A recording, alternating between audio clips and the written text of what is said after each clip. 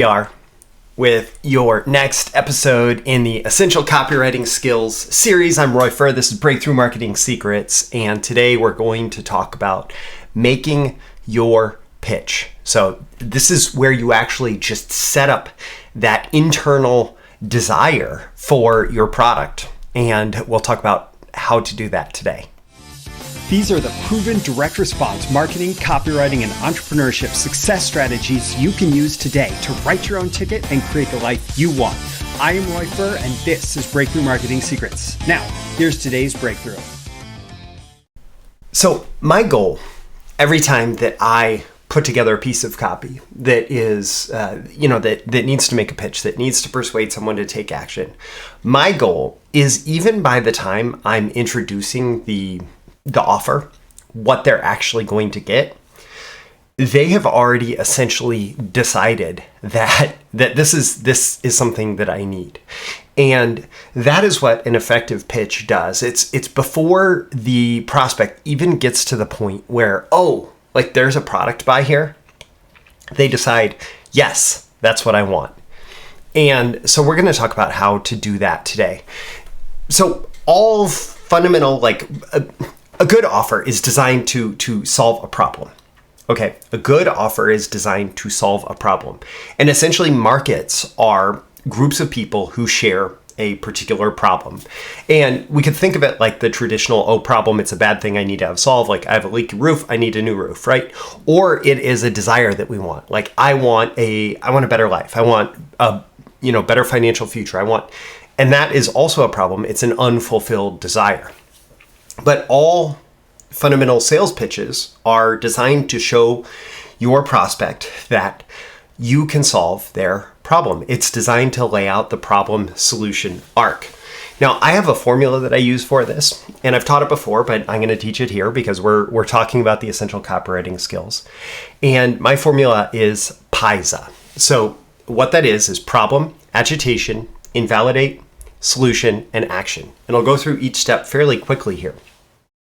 So problem, this is recognizing, hey, you have that problem, you have that challenge, you want to have it solved, you have that unfulfilled desire, you want to have that solved, and I have a solution for you. And so what you need to do at the beginning of your pitch, and you probably did this a little bit in your, in your intro, in your lead, is you said, hey, I understand that there's this problem, this challenge that you want to have solved. And you establish that as this is what we're talking about. We're talking about there's this problem, there's this challenge, right? And then it's not enough to intellectually know that we want to have a problem solved. We need to be emotionally riled up to actually be ready to take action. And in order to get someone emotionally riled up, in order to get them ready to take action, you have to agitate their emotions. And so, for example, if a product is about making money, it could be the agitation of being financially desperate. It could be the agitation of not being able to pay for something, or having the collectors chasing after you, or it could be any number of things. If it's a relationship thing, it's yet another relationship that failed. If it's a health thing, it's like the scariness of a particular maybe trip to the hospital or something. So what you need to do is you often do this through telling a story that is the agitation of the problem in its worst case scenario, like the darkest hour of that. And then invalidate. Typically, the protagonist of a sales story, of a sales pitch, has gone through a process where they looked for a better solution. They looked for a different solution.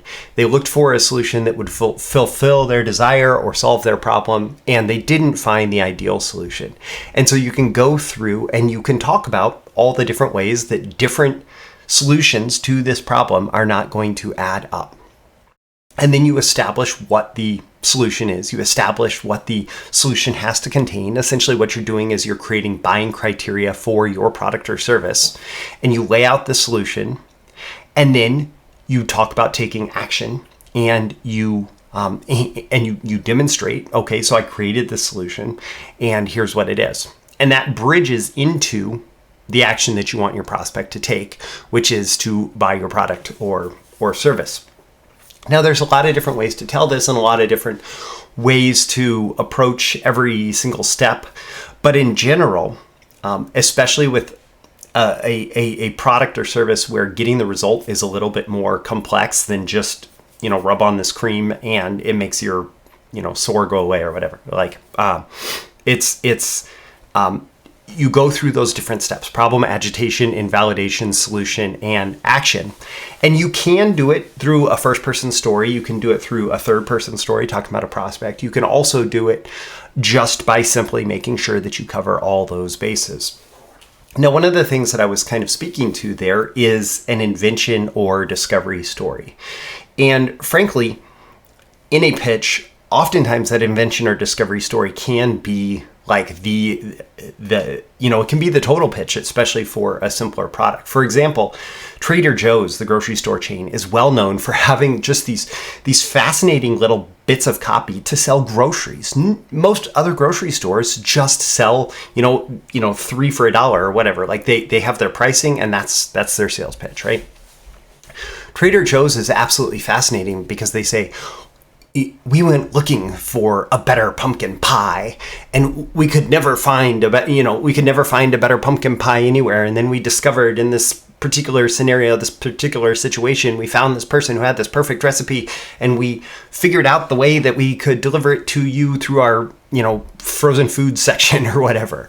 And they have this story of wanting this perfect item, and they tell this story. And the same thing, like Jay Peterman is well known for selling clothing and shirts and different physical products, and now e-commerce products. They had a catalog for a while, and they would tell the story of this shirt, and it's the shirt that X explorer wore as they crossed the Andes Mountains or whatever, right? They tell this story of like, this is the perfect shirt, this is the perfect bag, this is the perfect whatever, and we discovered it, and now we're bringing it to you. Saddleback Leather is another one where they talk about just really interesting stories around the creation of particular leather products, right? And they're always adding a story element to it, and they're making their pitch that way.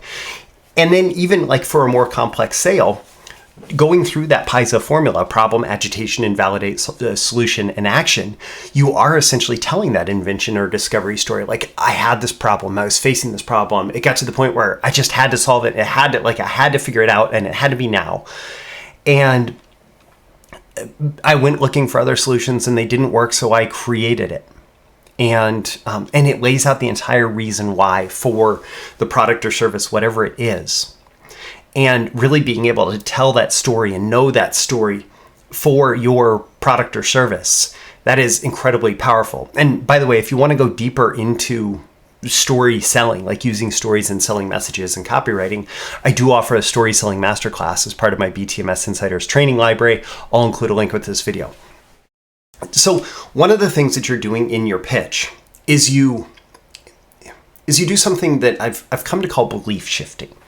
Okay, so when somebody gets to your product or service, they've been in when they get to your advertising message, they've been in a couple scenarios around this particular problem. Either, number one, they're discovering the problem for the first time, like they're experiencing symptoms and they're saying, okay, what do these symptoms add up to and what's the solution, right? And I say symptoms, and that's like a health term, but it could be a financial thing, like, oh, I'm starting to get bills from collectors, or it could be a relationship thing, like I'm starting to realize that if every relationship ends bad, the common factor is me, or something, like, I don't know, right? So they're starting to like wake up to the problem, or they've had the problem for a long time and they've looked at every other solution. And that's part of why that invalidation step is so important in my PISA formula. And frankly, in a lot of mature markets, most people, like in the investment market, most people in the investment market have gotten investment advice their entire adult life, and they have tried everything and they are still looking for something better. And to some degree, they are feeling like a solution is impossible. And even if they're discovering the problem for the first time, they don't know a solution is possible, right? And so there's this fundamental belief that the solution to this problem is impossible. And it may not be on a conscious level like, oh, the solution is impossible, because most people, if they really think about it, are not going to think that. But on maybe a subconscious level, it's like, oh, geez, I can't solve this problem. It's bothering me. I can't solve it, right? And so they feel like a personal solution to the problem is impossible. And so your job in belief shifting is to shift their belief from this is impossible to this is possible. This is impossible to this is possible. And I actually taught in my monthly insiders call for March 2021, I taught like a full 6-step belief shifting framework. And that, again, that's like in the BTMS Insiders training library. But essentially what you're doing is you're saying like, this was impossible for me, and then it became possible for me. And here's proof. And it's not just me. This was impossible for others. And then I helped it become possible for them. And here's proof. Proof, credibility, believability, it's powerful stuff. And then what you have to do is you have to bridge. So we did for me. Like for me, hey, I thought it was impossible to make a living as a copywriter, but then I did it. And like, here's the examples. And then I figured out that like I had figured out some incredible things, and I can share it with you. And I've shared it with other people. And this person followed my advice and they got this result. And this person followed my advice and they got this result. And this person followed my advice and they got this result. And so it worked for me. It worked for others. And it's going to work for you. Now, of course, I can't prove necessarily that it's going to work for you. Like, I don't have proof to put in front of you that, hey, this is going to work for you. But what I can do is I can show, like, I broke this down into a simple system that it's going to work for you. I broke this down so that all you have to do is like follow some basic, directions, basic steps, right?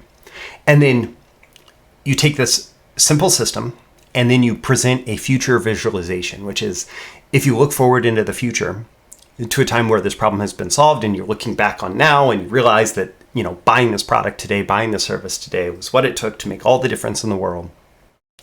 And so you were able to solve that problem with the same method that these other people who I already proved to you solved the problem. You were able to solve it with that same method, right?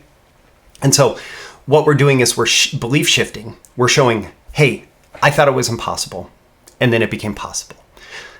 Other people thought it was impossible, and then it became possible by following my methods. And you might think it's impossible today, but it's going to become possible because I have a simple system for you. And just imagine how it's going to feel when it is possible for you to solve this problem. And your big goal in making this pitch, and so I've given you like a couple different frameworks, a couple different approaches to this. And certainly if you wanted to dive more into like my high velocity copywriting training program, there's entire templates and stuff in there.